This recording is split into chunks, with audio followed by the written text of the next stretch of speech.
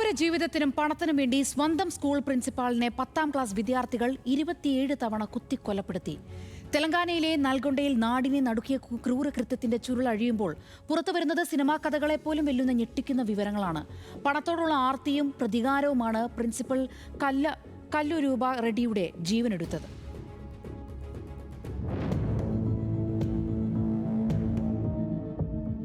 August 12-നാണ് കൊണ്ടമല്ലേപ്പള്ളിയിലെ Nagarjuna public school principal Roopa റെഡ്ഡിയെ സ്വന്തം വീടിനുള്ളിൽ രക്തത്തിൽ കുളിച്ചുകിടക്കുന്ന നിലയിൽ കണ്ടെത്തിയത്. ഹൈദരാബാദിലുള്ള ഭർത്താവ് ഫോണിൽ കിട്ടാത്തതിനെ തുടർന്ന് അയൽക്കാരെ അറിയിച്ചപ്പോഴാണ് അധ്യാപികയുടെ മൃതദേഹം കണ്ടെത്തുന്നത്.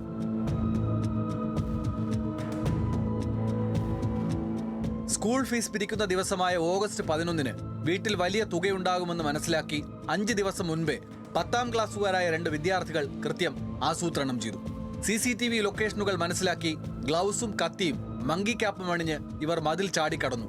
ഒരാൾ പുറത്ത് കാവൽ നിന്നപ്പോൾ മറ്റൊരാൾ കിടപ്പുമുറിയിലെ മേശയിൽ നിന്ന് പണം കവർന്നു.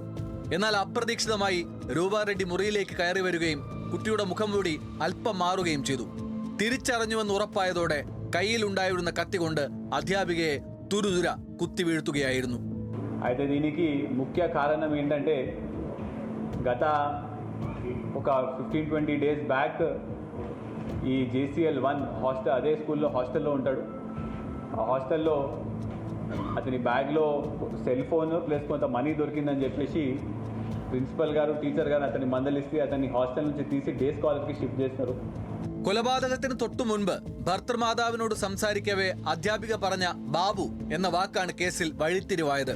കുട്ടികളെ തെലുങ്കിൽ വിളിക്കുന്ന ഈ വാക്ക് കേന്ദ്രീകരിച്ച് പോലീസ് നടത്തിയ അന്വേഷണമാണ് വിദ്യാർത്ഥികളിലേക്ക് എത്തിയത്.